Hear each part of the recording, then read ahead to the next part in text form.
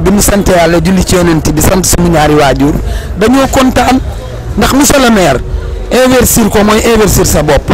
ndax lu mu am rek tabarkàlla macha allah ci askan wi la ko delloo liggéey nag liggéey bu riis liggéey bu am maanaa ndax li ñu fàng kenn du ko jeex monsieur le maire mooy ki nga xam ni mooy maire sans audience mooy maire bi nga xam ni laaw la ca tabarkàlla moo fi def maison de la femme moo fi def maison de la femme wëlbati ko di xale yoo xam ni moo leen jàngal ñii mu fayal leen ñii mu yóbbu leen ci école yu mag yi ba tey ñu am ay diplôme ñooñu ñoo doon taxaw di ko wax ba léegi am na xale yoo xam ne macha allah dañ ko ne li waral ñuy politique yow yaa ñu jàngal kon yow soo duggee ci géewu politique dañuy politique monsieur le maire nag investir ko mooy investir koo xam ni du war askan wi du wan ginnaaw askan wi maire sans audience fii lay taxaw fii lay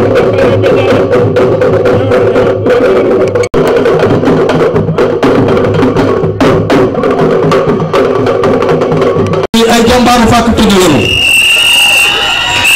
donc une forte délégation ànd ak man Aïssa Seye ak Koumba Seye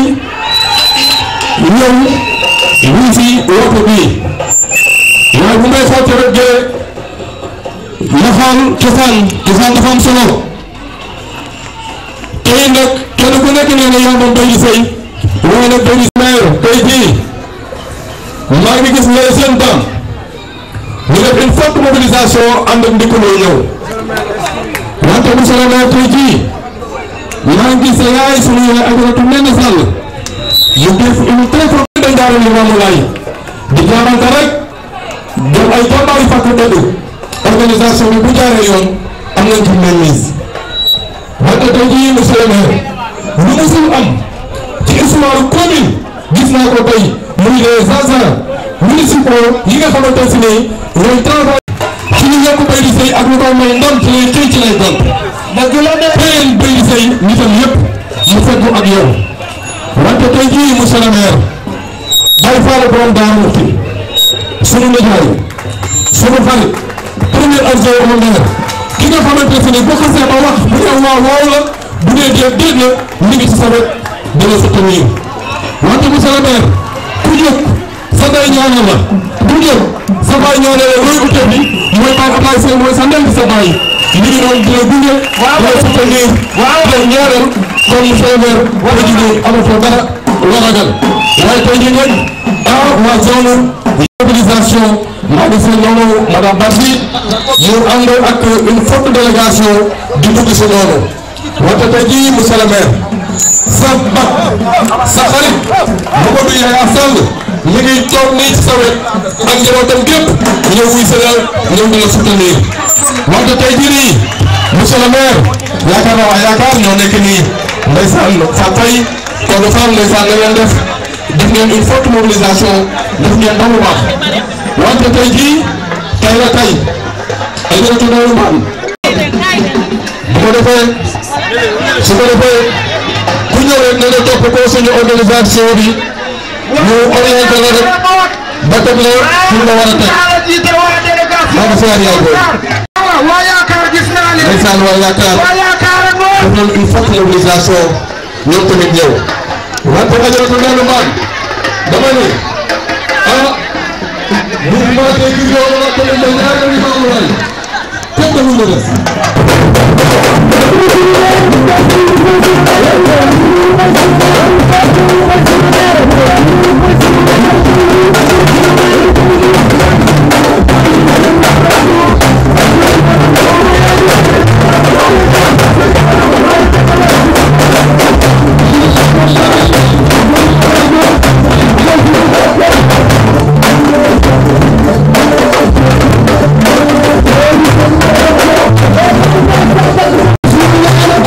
Sunu yaay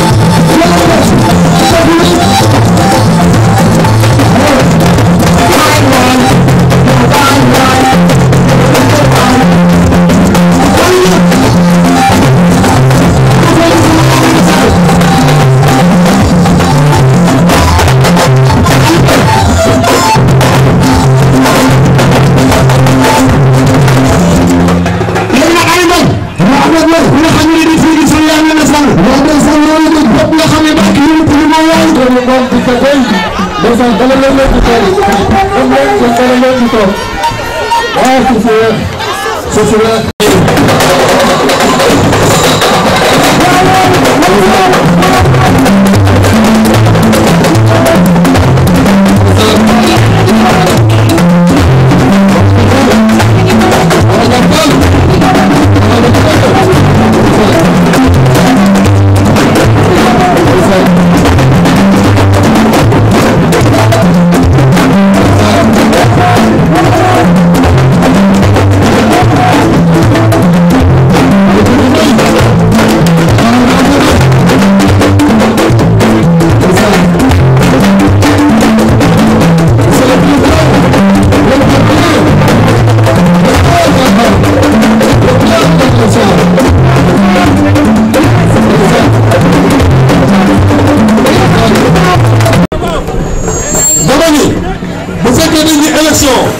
jigéen da koy gisee yaakaar naa gannaaw ñu taw yaa ngi nii jigéen ñaa ngi nii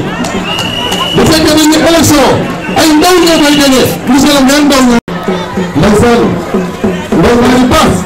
les amazones de Baydi Seye. waaw waaw les talentueuses de Baydi Seye. waaw waaw les jeunes de Baydi Seye. waaw waaw macha allah. oui. waa ati dugal nag de ba mu ne. ana sëñ yi sama sëñ yi.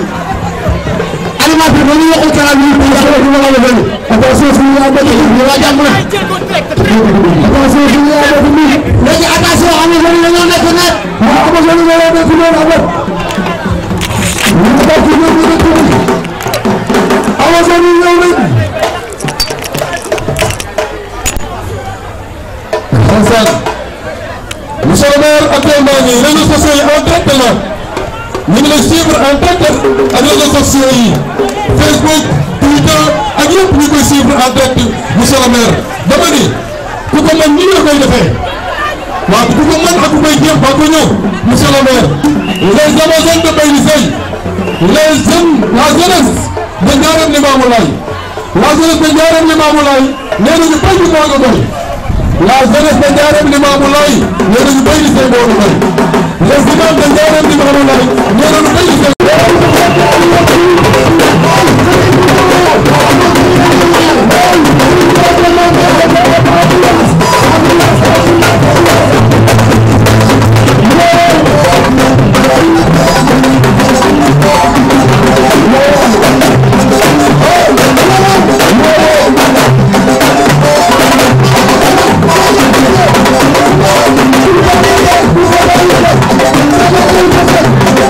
Let's go.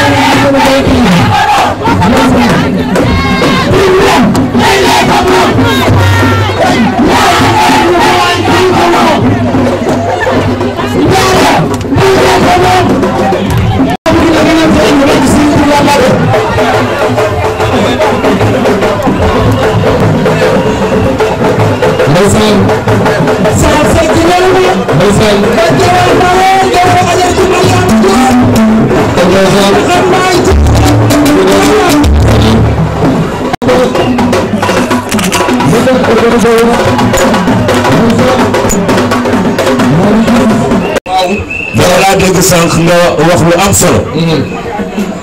xam nga dañu waxoon ni Boy di Seye amul ay jeunes. waaw am na ñu ko doon wax de. Olof Ndiaye nee na ku gis bokku ci.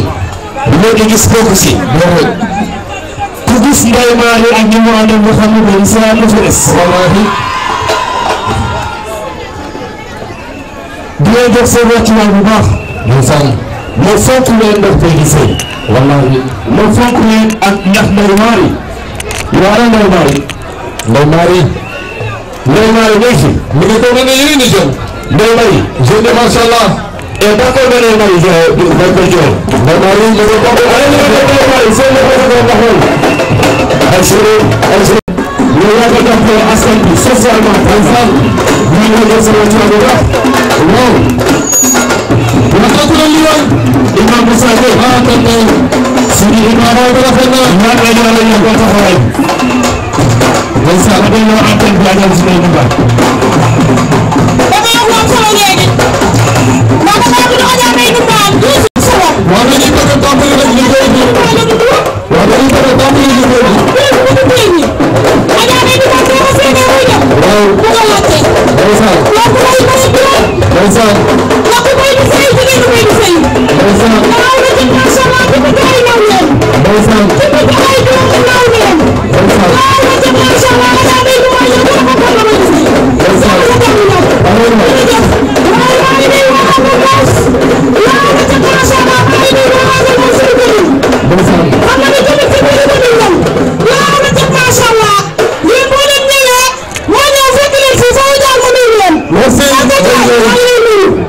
maa ngi seen honorable conseiller Fatou Diop Wade moom tamit mi ngi def mais monsieur le maire li ma jaaxal mooy presque njaaram li ma amoon ay 90% des conseils municipaux ñu ngi ci sa gannaaw mais monsieur le maire dañuy bëgg a dugg ci dañuy bëgg a dugg liggéey bi Yacine Thiam dañuy bëgg a dugg ci liggéey bi dañuy bëgg a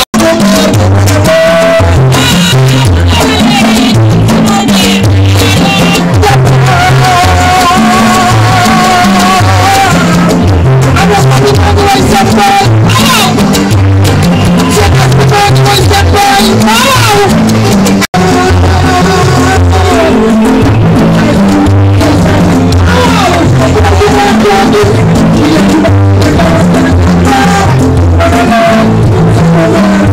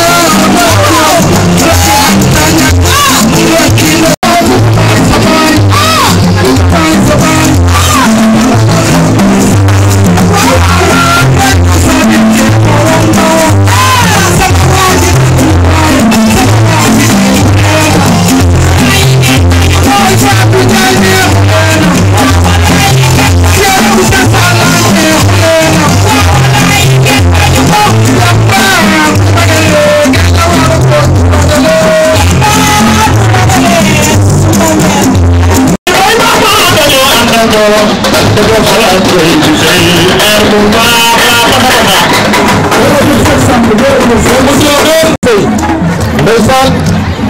ndeysaan jërë ngoone ñu ngi leen di nuyu bu baax te leen siyaare Karim Faye ñu ngi leen di siyaare bu baax a baax doon suñuy mag di suñuy nawle ñu ngi leen di jox seen wàccuwaay bu baax a baax ndeysaan dinañ leen dégg waaw dinañ leen dégg sama doom gi la waaw dinañ leen dégg léegi sama liggéey Sall Seck dinañ leen woo léegi yéen ñëpp dinañ leen dégg ndeysaan calaw calaw yi ak si leen ndeysaan leen calaw calaw ñuy yëngal noonu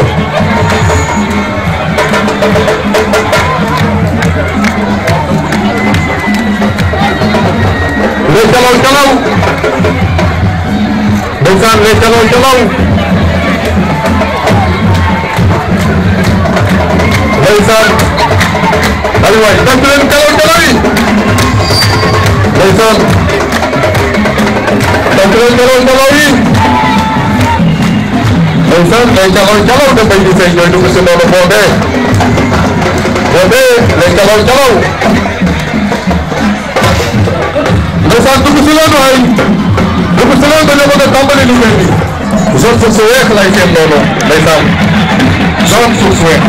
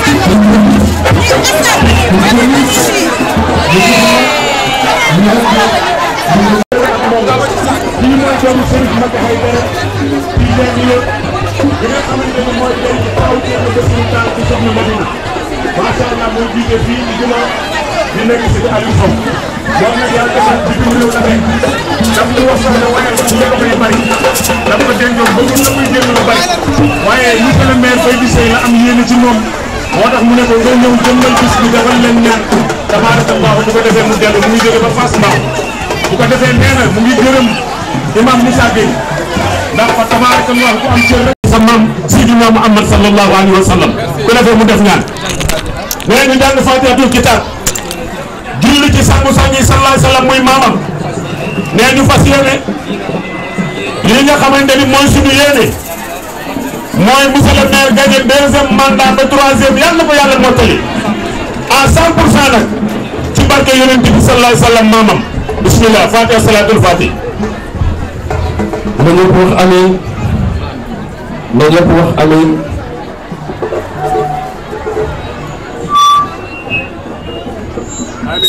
kon su ko defee ñu jox imam Moussa alhamdulillahi rabbil alamin wassalatu wassalamu ala ashrafil mursalin sayyidina muhammadin wa ala alihi wa sahbihi wa man tabi'ahum bi imanin wa ihsanin ila yawmiddin mbooloo mu tedd mi assalaamu aleykum wa rahmatullahi taala wa barakatuhu ñu ngi yëkkati sunu nuyoo di ko tofal ci ginnaaw nuyoo sunu sang bu tedd bii di sëtu yonent bi alayhi salaatu wasalaam di Chérif Cheikh Ahmed Tidiane Aïdara bu Chérif Thierno Makki mi nga xam ni léppi Thierno Bachir la jotaay bi am na yaakaar ba noppi moo tax da ngeen nu ñaan te ñu am yaakaar ci lu ñu ñaan yàlla defal na ko nañu ko jox Chérif monsieur le maire Baydi gañe nga ba noppi insha allahu taala waaw surtout yonent moo ñëw ubbil nu ko ak ñaan insha allahu taala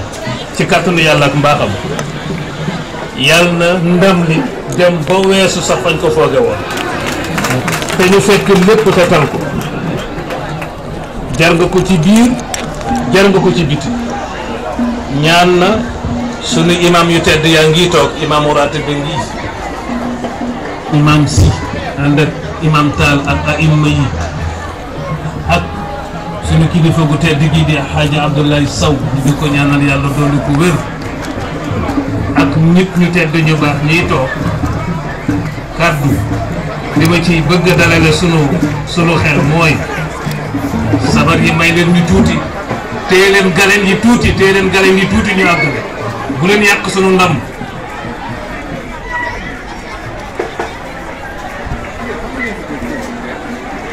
ba yàlla nammee te bëgg la mu namm am dox mooy fal ba mu nammee fal lan yàlla moo bind moom lépp mais mu dem ba nama fal xalifaam ci kaw suuf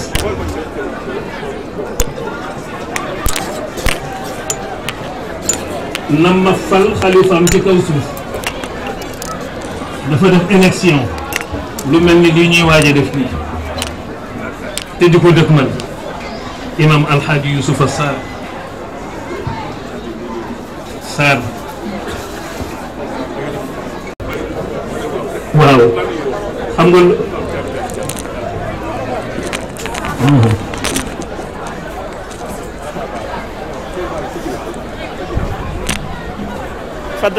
ma ni ba yàlla na may fal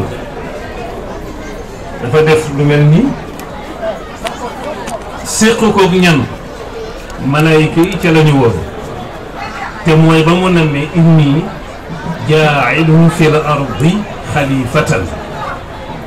nam naa fal ci kaw suuf koo xam ni moo fay taxaw sama taxawaay moo ma fay wuutu ñu def campagne ba ñu doxalee campagne ba campagne ba jeex ñu war a xëy wote ji picc moo jëkk a génn représenté lépp luy njanaaw yor carte ba mu yoree kartam ñu ne ko koy woteel mu ni nit ñu ne ko lu tax mu ñu dama ko gis seetlu ko mu yor doomam ju ndaw jënax di ko woyal ba mu nelaw ma yëg ne loolu man la ko nuru loolu laa ko sotti moo tax moom laay sànnil sama carte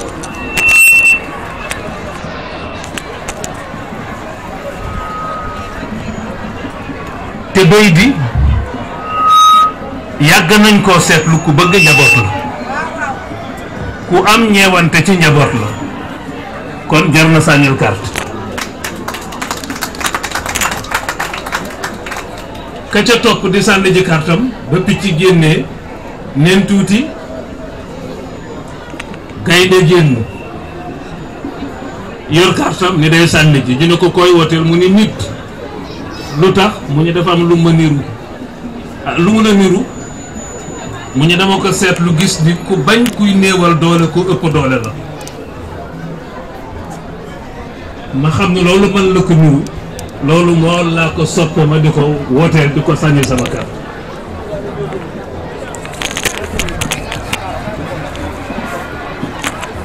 neen tuuti malaaka génn yor kàrtam ñu ni ko koy wooteel yow malaaka mu ni nit ñu ni ko lu tax mu ñu dama ko seetlu am fu ma niru ndax dafa xaar ba suuf sedd ñu ëpp di nelaw mu jóg jàpp ba sell di jaamu yàlla di jàng alquranul karim loolu laa ko soppe mu niru mu ko moom lay woteel maire bi saa bu fi xëy si biir boo dugg bureau boo dugg ku nekk yàngal sa jukki balaa def dara sédd yàlla ba noppi balaa def dara sédd yàlla ba noppi ku mu cay teg xam nga maa ngi naan sànq nañu arrêté lépp ba ñu paree sunu kàddu yàlla dafa am jaamam bu mu bind amal ko mbindeefam la xam nga mbindeef ba nu mu tudd selaw la tudd moo tax kër jeeg yëngu yeeg riir ni yëpp ci tekk rek lay mujj selaw boole lépp ni leen dën neex woon na di xaar yàlla di jëflu yàlla moom bay di bu séddee yàlla jox ko cëram ba noppi kaamil yi ñuy wàcc yéene ko meereem yéene ko fi nga xam ni fi la yilif yéene ko jullitu Sénégal yëpp ak jullitu monde bi sax su paree ku mu cay teg waa selaw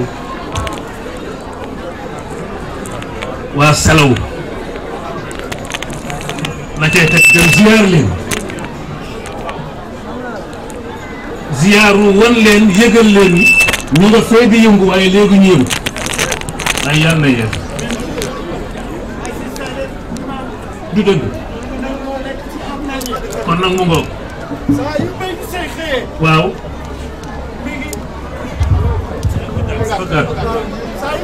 mu ne saa bu béy di xëyee ñoo ne ca armeel ya laata muy dem fenn dana leen fekk ca armeel ya ñaanal waa selaw ña fa nekk te amuñu dépense te dund ñi mu jox leen lu ñu yóbbu seen kër ñaanal leen soog a ñëw ci bureau mu ne mën na ko waat ajjuma bu jot dana wàcce lu ñetti kaamil ci armeel ba allahumma amin dana am insha allah yàlla insha allah insha allah du dëgg kon picc wote na wote nit ndax picc nit def ko nuru ñeewante njaboot ak bëgg njaboot gaynde wote na wote nit ndax def ko nuru bëggul gis kuy néewal doole ku mu ëpp doole koo xam ne yaa ko ëpp doole te dama dégg léegi tëggkat yi bi ñuy tëgg nañu duma ku mën sa morom duma lu dégg nañ ko bàkk ko baax na ma ni boobu de niruwul bay di duma ku mën sa morom duma boobu moom niruwul bay di bu la mënee ba dóor la sax booy daanu bala ngaa daanu moo lay awuwaat yëkkati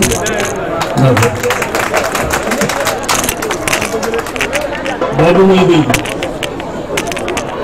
ma ni ki mujj wota ji nag laa bëgg a wax mooy sunu borom ñeen tuuti ñu gis ko mu génn kartam buur gi koy sànnile carte mu ni nit kon ñëpp nit lu tax mu ñi dafa am lu ma seetlu ci moom xam ni man la ko soppe ba niruma ko ñu ne ko mooy lan mu ñi dama ko seen ci dugg pénc ma ñëpp wër ko muy àtte bi àtte nit ñi ci dugg bay di lu mu jaboote ak lu mu ñeewante ak lu mu bari jëm na ne wax dëgg yàlla bu dëgg jotee nag mu taxaw ci dëgg ak topp ñu ne leen ko xamal ba noppi nag des ak borom dëgg te mooy buur bi di Mawlaana tabaraka wa taala kon nag ndaje mii nga woote man dama ni ba kilifa yu tëdd yi ñëwee sama kër dama leen nee leen xaaji bay di fu mu taxaw dinaa taxaw ci wetam waaw fu mu taxaw dinaa taxaw ci wetam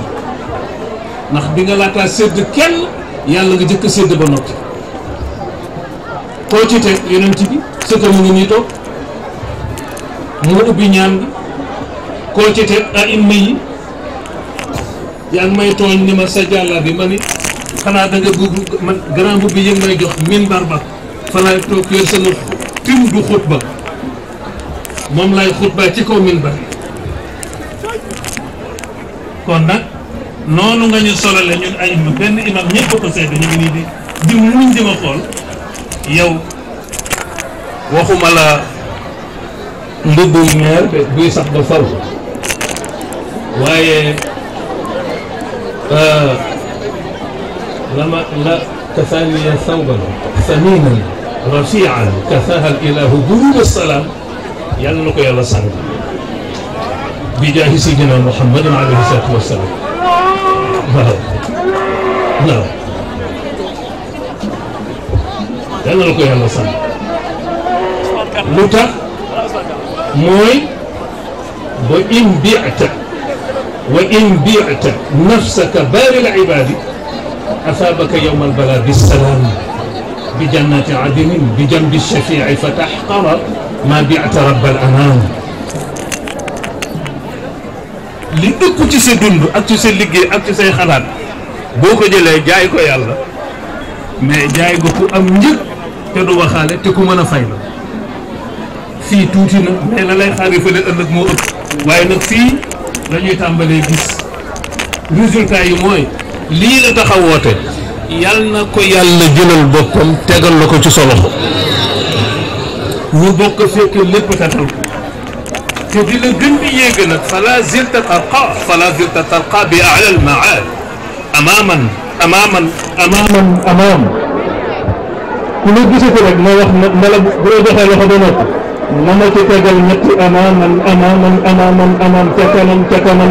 ca kanam rek foofu nga jëm incha allahu taala yal na yàlla subhanahu wa taala nangul la oustaz jërëjëf barakallahu fiik kon nag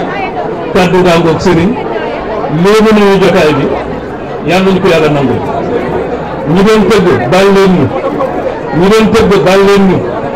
dëgg galam yaa ngi ñëw galam victoire yaa ngi ñëw da ngeen yàkkamti rek di ko jiital waaye ñu ngi ñëw ca kanam incha allahu taala wasalaamu aleykum wa rahmatullah.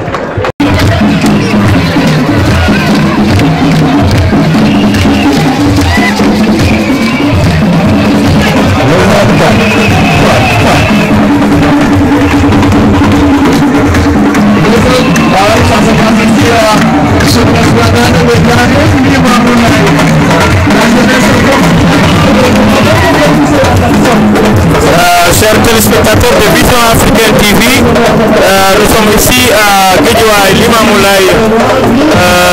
accompagné de maire Baïdy Seck pour son investiture. Les jeunes qui l'accompagnent, les jeunes qui portent en lui l'espoir, c'est eux qui jubilent ici. Vision Africaine TV vous donne les moments les plus forts.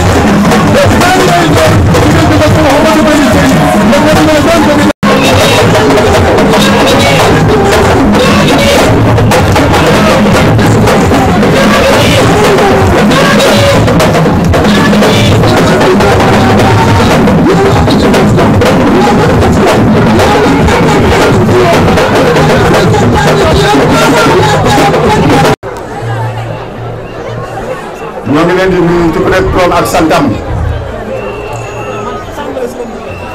xanaa bu ñu nee fii la ñuy fanaan dañuy dëggante nag ak waxtu yi ndaxte am na imam yi fi nekk yi nga xam ne dañuy jiite timis te timis yi ci des bariwul kon li ñu war a wax lépp daanaka dañu koy jund rek di wax ne dañuy jël nuyoo bi teg ko ci loxo Beydi Seye responsable APR tey defe naa ne wax ji dina saafaanoo tuuti ndaxte monsieur le maire monsieur Beydi Seye laa doon wax waaye tey dama responsable APR ñu ngi jël nuyoo bi di ko def ci loxoom mu jàllale leen ñu ko képp koo xam ne toog nga fi di jël nuyoo bi di ko def ci loxo imam Moussa mu jàllale leen ñu ko ci imam bi yëpp di wax ne liñ fi ñaan yàlla ko suñu borom nangu di ñëw nag di indi tuuti rek loo xam ne peut-être nit ñi dañ ko fàtte wala rajo yi wax fàtte ko def naa le 31 le 30 juin 2014 la fi Aliou Sall ñëwoon Beydi di def meeting de ralliement pour ñëw APR Aliou Sall jël Beydi Seye responsable APR monsieur le maire Beydi Seye ñëw teg ko suñu loxo teg ko ci loxo APR jour boobu def naa li ma waxoon fii def naa léegi mu mat juróom-ñaari at mais kenn fàttewu ko ndaxte la ñu waxoon mooy que bu ñëwee de am nañu gan gu mat na gan te bu ñu mooy indaale sëriñ boppam depuis boobu ba léegi nag def naa ne dara jógu ci chaque jour bu xëyee muy gën a yokk defe naa ne Beydi wax ci moom ci APR dina yomb du Abdou Sène mooy wax ci moom de APR mooy wax ci moom APR Njaareem Limaamu Laay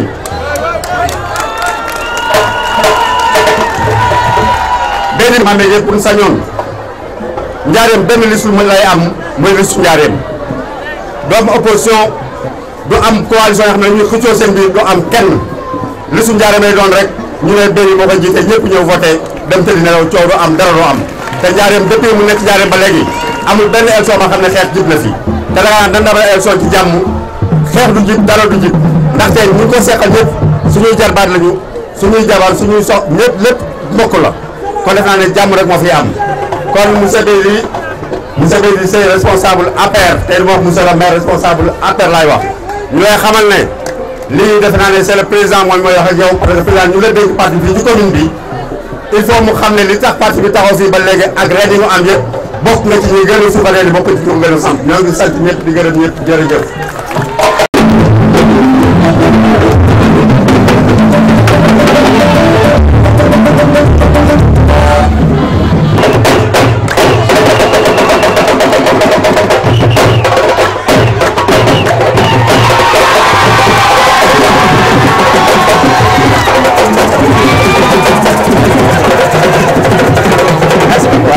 Allo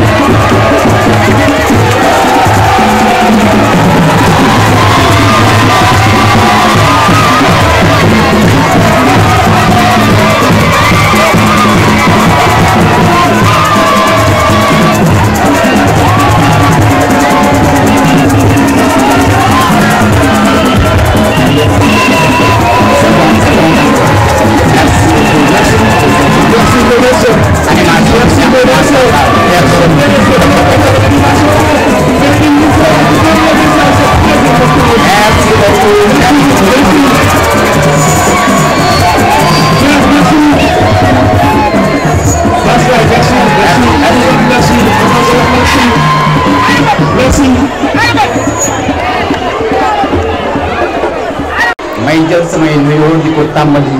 ci population Ndiarème Limamoulaye ku nekk ma lay nuyu sa tur ak si sa sant di leen wax asalaamaaleykum di nuyu suñu imam yi dëkk ci gox bi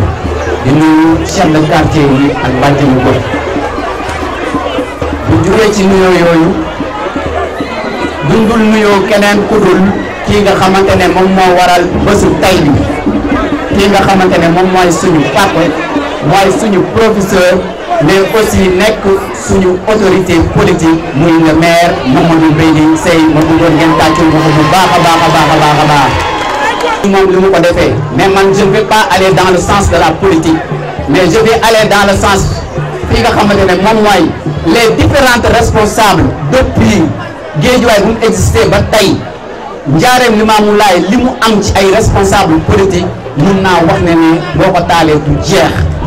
te dañoo mës a ànd nekk benn pour xeexal li nga xamante ne moom mooy département de Guédiawaye en particulier moom mooy Ndiarème Limamoulaye te tey taxawaayu tay bi bésu tay bi ala daawame bu tay bi tey wane na ko parce que ay ñaari nit ñoo xamante ne ci ngor lañ àndee muy le Mamadou Beydi Seye ak Abdou Sène le coordinateur du parti APR te loolu dañ leen si sant di leen gërëm lu tax ma wax loolu mooy que Ndiarème boo xoolee tey mën naa wax ne bokk na ci commune bu gën a ndaw ci département de Guédiawaye 1,2 kilomètre carré la te pourtant lépp li collectivité locale di wër ci en termes de services sociaux de base yàlla def na am nañ tey yàlla def na am nañ foyer des jeunes tey yàlla def na am nañ maison des femmes tey yàlla def na am nañ maison des handicapés tey yàlla def na ñu am ndox am courant am ay tëli am poste de santé am maternité te loolu suñu nitu démb yi ak suñu nitu tay yi seen taxaw terme boobu moo tax ñu am loolu yëpp te loolu mënuñu fee taxaw en tant que ay ndaw te duñ ko tudd yàlla def aussi ñu am li nga xamante ne moom mooy case des tout-petits case de santé case mu tuddati encore case des tout-petits am ay école élémentaire am ay lycée am université loolu yëpp ci benn commune kon donc ñun ñoo jàpp ne ñun dañoo ñàkk déedéet ñàkkuñu parce que bépp collectivité locale bu nekk ci Sénégal lii nga xamante ne moom lañ am ñoom loolu dañuy ñaan yàlla am te loolu dafa am ay nit ñoo xamante ne yu taxaw di ko xeex te loolu suñu papa Mamadou Beydi Seye la cee bokk te loolu dañ ko cee war a tàcc bu baax a baax sargal ko ci loolu bu baax a baax a baax te loolu askan bi dañ koo war a xam tamit loolu yëpp lu muy firndeel ne mooy que tey nit mën na judd ci Ndiarème Limamoulaye ba màgg ba am master te du génn Ndiarème Limamoulaye te loolu ay liggéeyu nit la ay liggéey yoo xamante ne ay mag yu am xam-xam yu xarañ yu xam lu ñuy def te yéenante jàmm moo tax ñu am loolu yëpp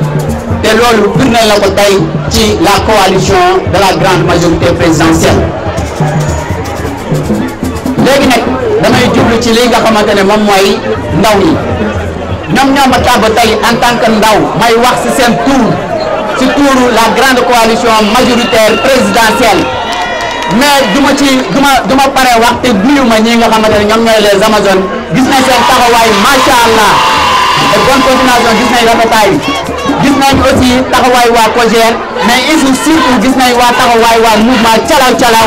di leen sant di leen gërëm ci seen taxawaay boobu te di leen laaj ngeen sëngalewaat ngeen xam ne seen commune bi seen commune la yéen a ko moom.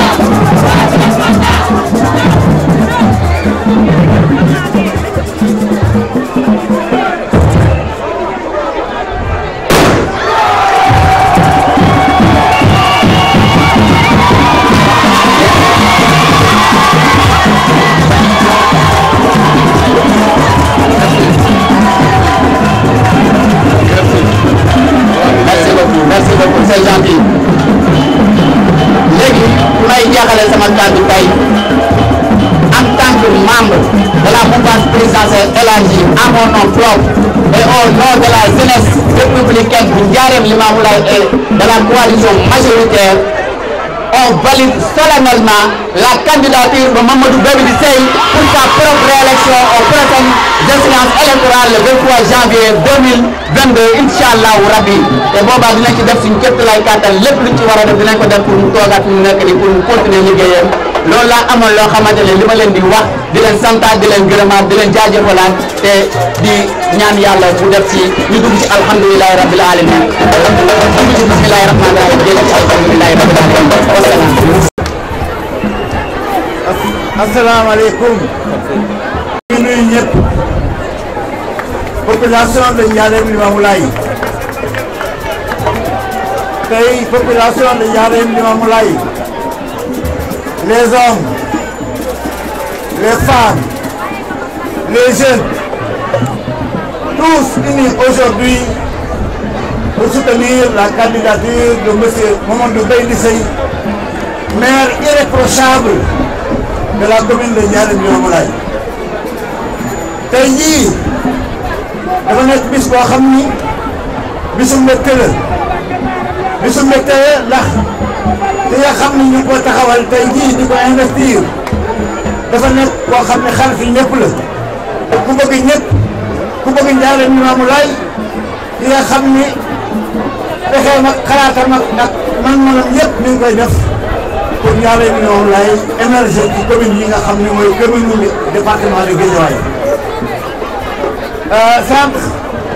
le jeune là qui m'a précédé wax na commune bi ni dafa ndaw. commune bi ndaw na par la taille mais elle est grande par la composition de ses hommes, par la qualité de ses ressources humaines, mais aussi par l'engagement ferme du maire qui tous les jours bi nga xalaat lu muy def ba Ndiarème Limamoulaye problème yi fi nekk mu mën ko surmonter. kon monsieur le maire Baby Seye bu ñu doon listé tey le bilan des réalisations dañ fi yàgg lool wante li nga xam ne moom lay wax rek mooy ñu ngi jëm ci élection et élection nag dafa am ñoo xam ne ñoo bëgg ñu bëgg bàll nañu de xëy na xamaguñu leen nag wante ñun lay dañu xam nga xam ne gis nañu li mu def ah pour ñu changer ko dina xaw a ñax ci ñu xam fi mu jëm yaakaar naa ne buñ ko jëndee keneen day mel ni da ngay jënd jaanu pax te loolu moom mën ñu koo def ki nga xam ni gis nañu ay réalisation duñ ko méngaleeg ki nga xam ne gisaguñu lu mu def ki nga xam ne am na expérience professionnelle am na ay jaar-jaar yu wóor duñ ko méngaleeg ki nga xam ne jaaragul fenn kon nag yooyu mooy critères yi nga xam ni ñun électeur nga xam ni ci citoyen yi dañu bokk buñ ne bu ñu bokkul ci parti politique ëllëg ñun ngay wote yi mais dañuy wote nañu xam fan la ñuy dugal suñu carte mais fañ koy dugal mooy ki nga xam ni xam nañ ko am nañ ci man confiance sawar nañu continuer di ko accompagner ci ay numétam kon loolu mooy li nga xam ni ca la ñuy invité ñëpp tey jii nag population yi fi nekk muy jeune jigéen mag ndaw kenn ku nekk rek boo demee sa kër loolu ngay xam ni moom lañu mooy message yi war a jàll bu xool kan la ñu war a tànn ba bu ëllëgee dañu juum ci suñu tànneef kon monsieur le maire Baby Seye vous avez l'engagement des délégués de quartier qui vous rendent un hommage particulier un hommage mérité parce que ba nga ñëwee fii commune Ndiarème Limamoulaye qui a reconnu tous les délégués de quartier yi ñëwoon attestataire nga validé leen jox leen arrêté ñuy percevoir seen indemnité yaa ko def commune yëpp defuñu ko nag mais totalement à 100% yaa intégré tous les délégués de quartier contrairement à d'autres communes qui n'ont pas pu le faire jusqu'à présent. Monsieur le maire, nous sommes derrière vous, nous sommes avec vous, nous serons avec vous tous les jours et tous les moments, toutes les heures. Merci.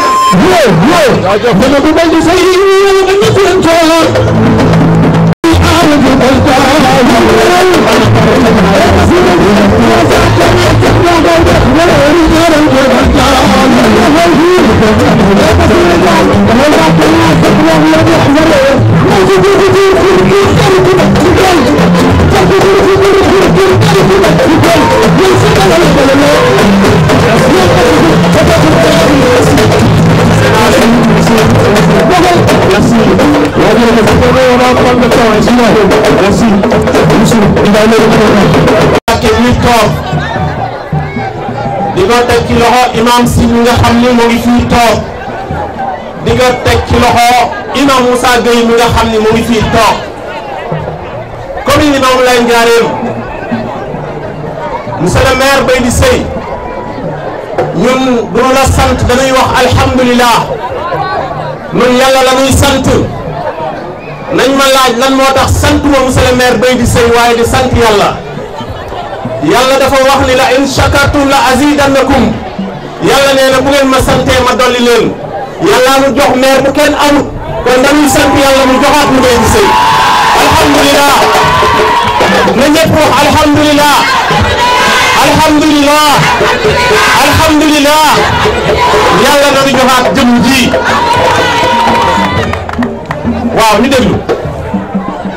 déglu tuuti kii dañ koo soxlawaat li tax ñu soxlawaat ko dafa woddu mbalaanum sutura imam yi kii dañ koo soxlawaat li tax ñu soxlawaat ko mooy 72 daayira jëm ñaar fukki daayira ak ñaar nekk ci commune Limamou Laye Ndiarème kenn musu leen boole fii ci maire bi kenn musu leen bàyyi xel ci commune bi bu ñu musaan am daayira wala ñu am cant dana nu daw ba sonn du ñu gis monsieur le maire ki tax nu am sañ-sañ ci maire bi mooy kan monsieur le maire yàlla na ko yàlla joxaat nun nooy jëwriñu Serigne Abdoul Karim Mbacké moom Cheikh Mouhamadou Fara noo ko nekkal fii ci commune bi Serigne Abdoul Karim moom Serigne Fallou ku nekk dégg na ko ci àdduna noo ko nekkal fii ci commune bi danoo ànd ak monsieur le maire coow li bari lool ñu ne jëwriñ dafay politique ma ànd ak moom yendu gi ndim di kër Serigne Abdoul Karim Mbacké Serigne bi yendu koo berneel ba ngoon mu wax ko lam koy wax mu dellu si waat ufaat commune bi yow Seye da nga fi toogaat de incha allah bi handicapé yi jaaxle kan moo faj seen soxla alxuraan bi mu jooyee ci commune bi kan moo rapport nag ngooñam yow danañ la bàyyi xel de li daw sama yaram mooy handicapé yi keroog bi nu àndandoo ñëw ci moom di ko sant te di ko gërëm kenn bàyyi wéerul xel ñun ñëpp ñoo am ku mel ni yow ñun nag du ñu ragal ñun bu ñuy wax dañuy wax li mu gëm te yàlla tax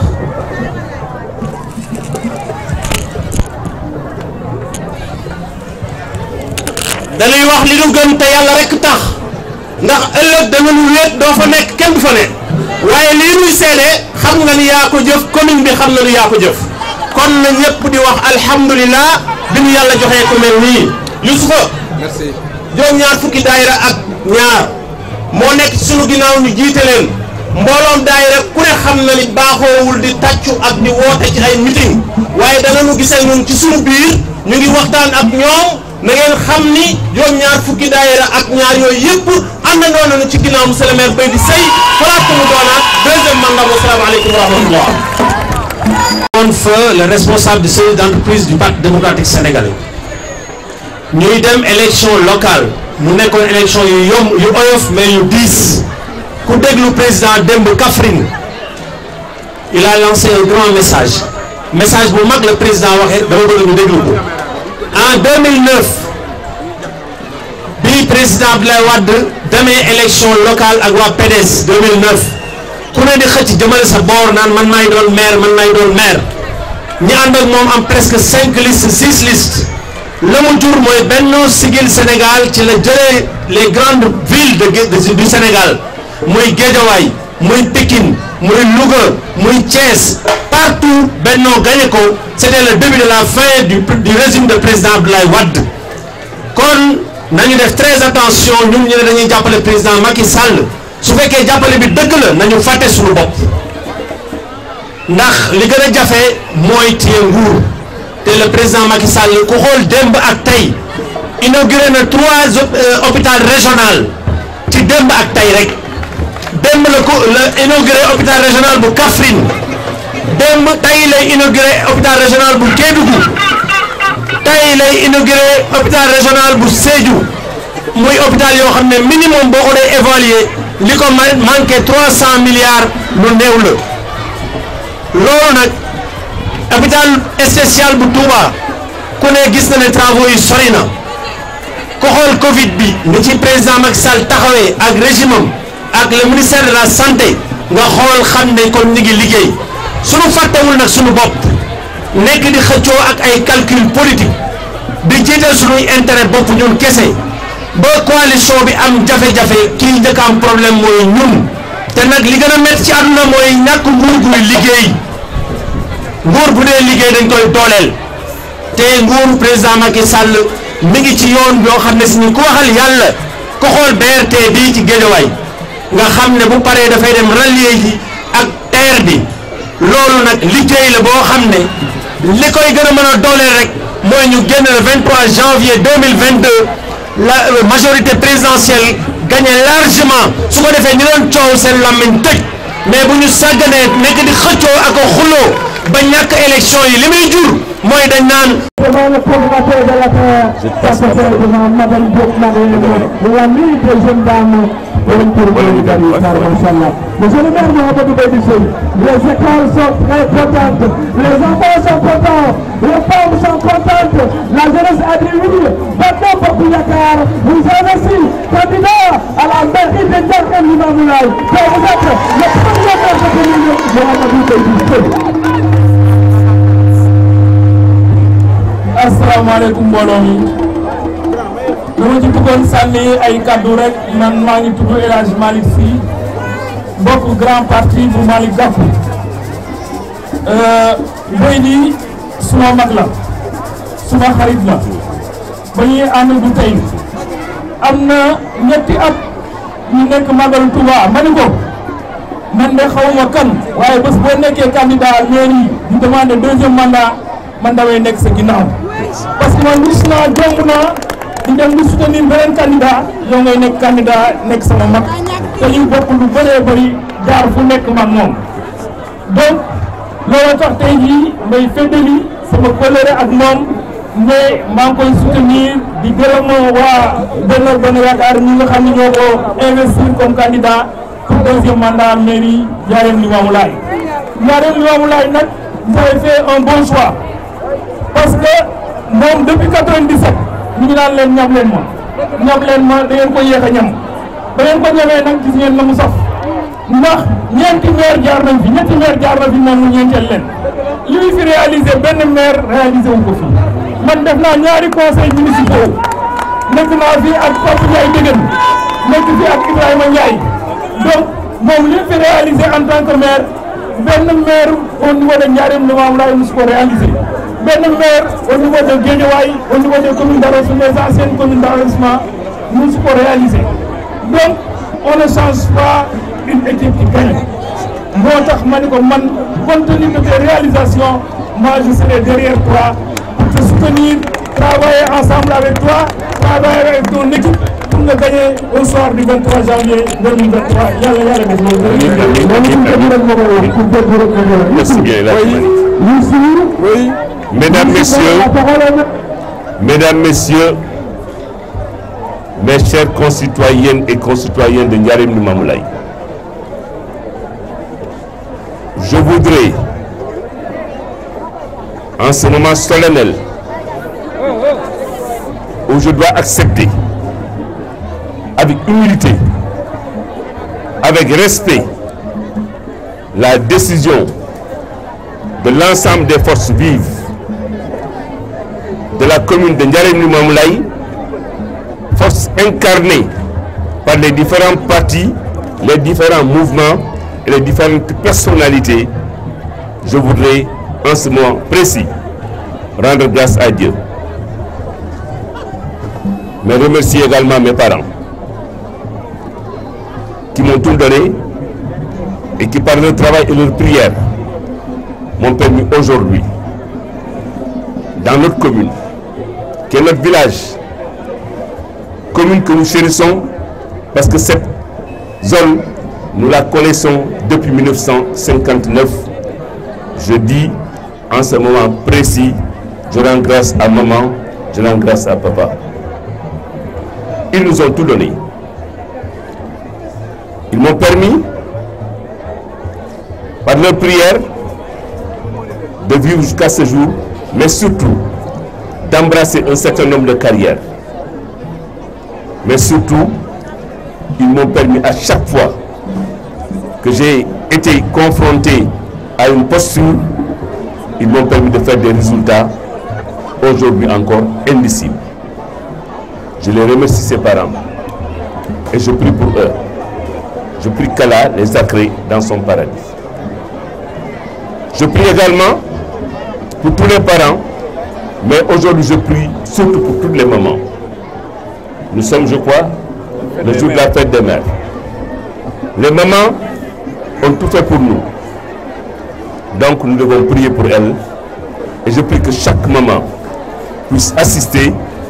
au profit, à l'intérêt de ses enfants.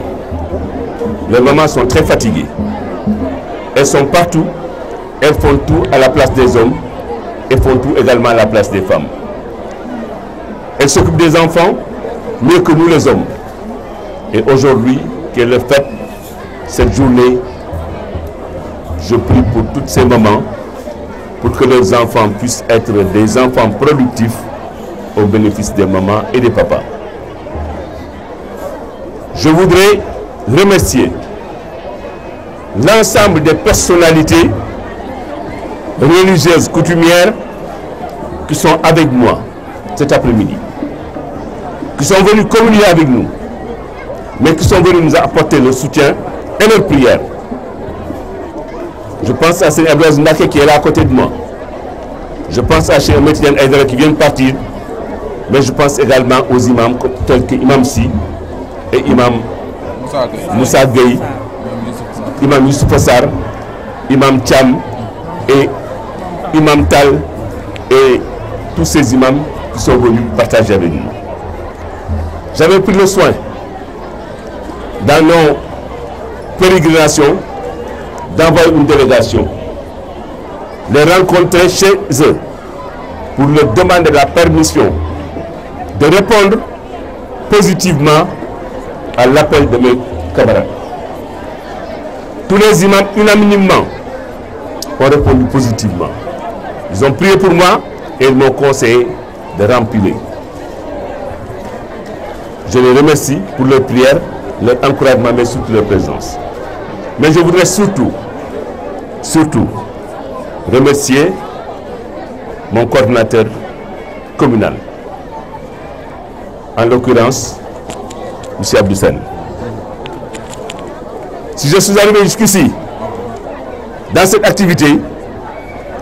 c'est en partie et surtout grâce à Abdou Sène qui a managé l'équipe des collègues du conseil municipal qui étaient avec lui et l'équipe des collaborateurs politiques, des camarades avec qui il a travaillé pendant presque 2 à 3 semaines pour qu'on puisse mettre ça en place. Les imams, je ne les oublierai pas parce que vous venez de parler, les délégués de quartier viennent de quitter et ils ont pris position, tous tant qu'ils sont pour nous. Abdou Djeredjef, merci pour tout, merci pour le management surtout. Je remercie mes amis qui sont là. Malick Sy qui vient de parler, Elhadj Malick Sy, qui fut président de l'ONCAV, de l'ONCAV et de l'ONCAV. Elhadj Malick Sy qui vient de prendre la parole tout à l'heure pour rappeler l'engagement qu'il avait pris il y a 3 ans lorsqu'on était à Touba, lors du Magal. Mais je remercie également l'honorable Terence Senghor qui est là. Je remercie également le porte-parole du jour, en l'occurrence le Elhadj Maodo Malick Ba de Yeesal Leral, de Moudjane Fada, qui a été le porte-parole du jour et qui a bien restitué ce que nous nous sommes dit. C'est la raison pour laquelle je n'entrerai pas dans certaines considérations. Mais je remercie toutes nos militantes et nos militants, les griots, la jeunesse merveilleuse, extraordinaire, enflammée qui est là devant moi. Les Tchalo qui viennent partir, mais les Amazones, les Tchalo, et la Cogère et l'ensemble des jeunes qui se sont mobilisés, qui sont les lutteurs qui viennent de partir. Cheikh Ndongo Gueye, le doyen qui est là avec moi à mes côtés, à chaque fois que ça a chauffé, il a tout oublié pour se mettre à mon service, nuit et jour. C'est un homme loyal, un homme de dignité, un homme d'engagement. C'est quelqu'un sur qui le président Macky Sall peut compter, sur qui le coordinateur Aliou Sall peut compter. Aliou Sall devait être là, parce que c'est lui qui a pris l'engagement de venir présider. Je le précise parce que je l'ai dit dans les notes. Aliou Sall avait décidé de venir présider. Aliou Sall avait demandé à Seigne Abdou Aziz Mbacké de venir le prendre pour constituer une délégation pour venir ici.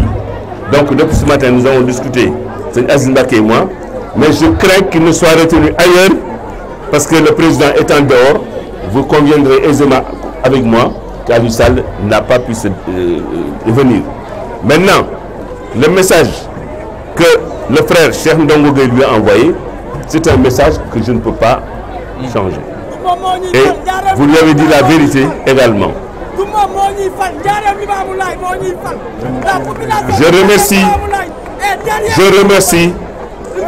Je remercie, laissez-moi terminer, parce que je veux remercier celui qui doit être remercié. C'est le président de la République, le président Macky Sall. S'il n'y avait pas le président Macky Sall avec nous, derrière nous, s'il n'avait pas compris la philosophie du président Macky Sall, on ne serait pas là cet après-midi. Le président Macky Sall, c'est ça qu'il veut. Il veut que les gens soient unis, qu'on soit solidaires pour nous mettre tous ensemble derrière lui. Il l'a dit hier, heureusement que depuis quelques semaines, nous avons travaillé sur ça. C'est la raison pour laquelle nous avons réussi à faire ce grand rassemblement autour de ma candidature. Donc, le président Macky Sall, je ne dirai pas plus parce que Maoudoba, porte-parole du jour, a dit exactement ce qu'il fallait dire à propos du président, parce que tout ce qu'il est en train de faire pour ce pays et ce qu'il envisage de faire ultérieurement pour ce pays également, le président Macky Sall mérite qu'au niveau des collectivités territoriales, où nous sommes les plus proches des populations, que les gens qui puissent faire l'unanimité, qui puissent faire la grande majorité, parce qu'on a cette façon de parler, mais que ces gens qui puissent incarner les aspirations des populations au profit de la République, que ces gens-là puissent se mettre devant. C'est la raison pour laquelle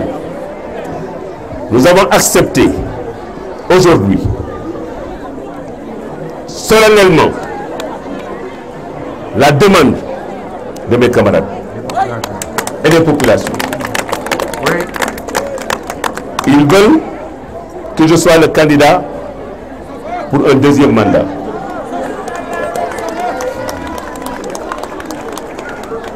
Je voudrais qu'on obtienne ce deuxième mandat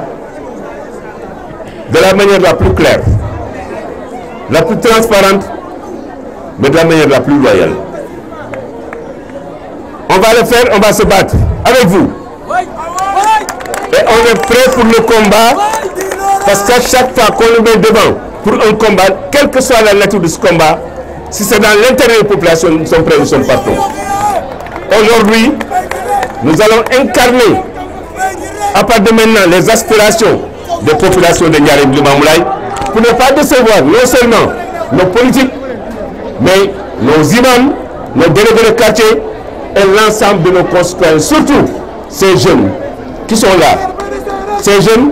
qui ont besoin d'être appuyés, ces jeunes qui ont besoin d'être sécurisés, mais surtout ces femmes qui sont de l'autre côté et qui sont là également et qui méritent qu'on les appuie et qu'on les accompagne. En tout cas, je prends l'engagement, ici devant vous, solennellement, comme je l'avais fait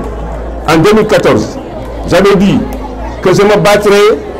jusqu'au bout de mes forces pour que Ndiarème Limamoulaye puisse réaliser des choses et faire avancer la baraque. Je crois qu'on a fait beaucoup de choses Les gens l'ont dit, je ne reviendrai pas sur ces réalisations parce que j'aurai le temps prochainement de le dire, mais aujourd'hui, qu'il s'agit d'accepter cette investiture, cette candidature, je l'accepte solennellement et je m'engage. Je m'engage et quand je m'engage, Ousmane, je suis engagé. Je m'engage devant vous. Je m'engage devant vous tous. Et je m'engage devant toute la communauté de Ndiarème Limamoulaye qui sont là, qui est là,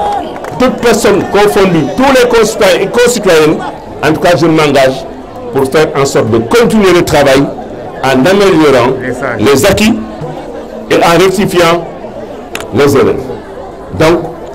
j'ai pris l'engagement et je vous remercie. Je remercie les sages parce qu'aujourd'hui, chacun de nous aurait pu être à ma place. Et chacun peut faire mieux que moi. Mais chacun s'est oublié. Moi aussi, je vais m'oublier. Et à partir de maintenant, je m'oublie. mbokk yi dama suma xol moo xaw a fees ndax waxtu bi dafay waxtu bu doy waar ndax nga dëkk ci dëkk ànd ak say nawle ñu jël la dénk la destiné commune bi ma ànd ak ñoom ba tey ñu ngi presque ci juróom-ñaari at ñu war a delluwaat ñoom ñu wooma ku ci nekk parti boo nekk ak foo mënta nekk askan wi ak ñoo xam ne kenn xamuloon ci politique kilifa diine kilifa aada yi waa marché yeeg ñëpp ku ma ci wéetal wax wala ku ma téléphoné wala ku ñëw ci man ñoom ñëpp ñu àndandoon ne ma dañoo bëgg nga jiite liste yi pour mu nekk suñu candidat pour un deuxième mandat. loolu ñu ma defal liñ ma defal dama ciy sant waajur yi ba ginnaaw ma sant yàlla mais damay sant waajur yi sant waajur mais sant leen parce que li ngeen ma dénk ku ci nekk yaa ma ko dàq def. La preuve, c'est tous les conseils municipaux réunis. ñoom ñëpp ñoo ma jàppale ba ñëw si fii Ndiarème moo gën a tuuti ci commune Sénégal sànq waa COJER wax nañ ko mais Ndiarème li ko yàlla dimbali mu réaliser ko benn commune mënu ko réaliser kon ñun Ndiarème nañu ànd ak dimbalal yàlla mais dañoo bokk ndey bokk baay Ndiarème ngay ñëw doo xàmmee benn parti suñu am fii kenn xamul kenn bokk. La preuve détail bi ñu toog tey ay conseils municipaux ñu ngi fi. ñoo xam ne bokkuñu sax parti mais ñoom dañoo décidé ànd ak ñun ñu àndandoo ci combat bi ñu dégmal pour intérêt Ndiarème Limamoulaye parce que li ma waxoon laay waxaat dama ne nañ fexe am ngërëmal yàlla mais ci kaw ñu am ngërëmal askan bi noonu la ñu doxee depuis 7 ans di ko doxee te moo nu jig nit lu ko jig du ko soppi kon dañu ñaan yàlla mandat bi ñu dégmal muy deuxième mandat bi ñu war ko xëccoo le 23 janvier yàlla ci yàlla yóbbu jàmm ñu fekk ko tal ko yàlla kattanal ñu mais ñu gañe ko gañe bu set wicc bu leer nañ pour njariñu askan wi yàlla téye ñu fi barkeel Ndiarème guddal fan ñu fi nekk ñëpp te doon ñu xéewal ak sutura yàlla kaal defal Ndiarème Limamoulaye alalu yàlla la dénk nañ ko yàlla dénk nañ ko suñu bopp dénk nañ ko askan bi yëpp kon maa ngi leen gërëm sant leen man ak képp ku ma xam ak képp ku tax ci man mu nekk fii mu nekk feneen moo xam Waalo moo xam feneen Sédhiou suñu partout képp ku ma xam ci Sénégal ci àdduna ci seen tur maa ngi gërëm askan wi Ndiarème Limamoulaye parce que fii dëkku ndox daje la bokkul ak Waalo Waalo ba ma jógee ku nekk xam nga la nga fa moom mais fii moom nekkul fi ndox daje ku nekk ngeen yem fi cër ngeen summi seen cër yéen ñëpp depuis 7 ans ci conseil municipal bi mais tey ngeen sumuwaat seen kër yëpp Cheikh Ndongo Baye Fall vraiment ngeen ne ma Abdou Sène kaay jiitu ñu te li ngeen ma sant yéen ma ko dàq fop bu dee falu maire wala nekk maire wala liggéey comme maire Ousmane Ka yéen ñii ànd ak ma nekk sama ginnaaw ba ci xale yi nga gis tey yéen ma ko dàq fop mais ku nekk dafa suñu fàtte boppam dama ne kaay nga jiite ko yàlla leen yàlla fay mais yàlla ñu yàlla defal ndam yàlla ñu yàlla tas suñu yaakaar man daal ngeen jàpp ne la ma daan wax laay waxaat man daal seen jàmm laa jaamu askan wi laa yàlla na yàlla barkeel lépp yàlla na yàlla sàmm kon nag ah sëñ bi liggéey bi tàmbale na fan ñu ko joxee ñu nangu ko liggéey bi tàmbale na kon nag yéen a ci des Mbàkke Balla yéen lañu yaakaar tey yaakaar nañ ëllëg kon nag luñ ci war xam ngeen nañ ko def yàlla gën a jubale askan bi ñeneen ñi nga xam ne nag ay candidat lañ ànd naa ci parce que ku nekk citoyen ci Ndiarème am nga droit nekk candidat mais man benn appel rek laay lancé mooy ñu nekk candidat te jàpp ne war nañu ñu àndandoo liggéey nañu ñu fekk si ñu àndandoo liggéey parce que liggéey bi du liggéey bu ñu yóbbu suñu kër liggéey askan bi la kon ku nekk war na mën a ñëw ñu àndandoo ci njaareem liggéey pour askan bi te ñu fàtte suñu bopp loolu daal laay ñaan ku ne. waaw Aliou Sall dafa waroon ñëw moom moo waxoon ne moo koy présider maa ko jot mu wax ma ko sëñ Aziz Mbacke bi Aliou Sall dafa ne ko jël si mu ngi koy woo jotagu ko man naa ngi koy ba dafa mel téléphone bi dafa xaw a sori dafa sori fi mu nekk noonu muy sori dafa mel ni Aliou dafa xaw a sori voilà dafa sori fi mu nekk dama ragal dafa nekk ci tournée kilifa gi mais moo décidé woon ñëw te xam naa ne bu ñu paree lii dafa ñëwaat njaareem nuyu si leen toog si leen parce que lii mu rafet ak Aliou ni mu bëggee programme ak lu xumbaay bi am njaareem ak jàmm ji am njaareem jombul am tamit wante yàlla ko def ci département bi parce que ñun li ñu ñaan mooy li ñu réussir fii yombul monsieur le coordinateur même fexe ba réussir ko kon dama leen di invité ñun ñëpp aussi bu ñu mënee jàppale si leneen mbokk yi commune yi ñu jàppale leen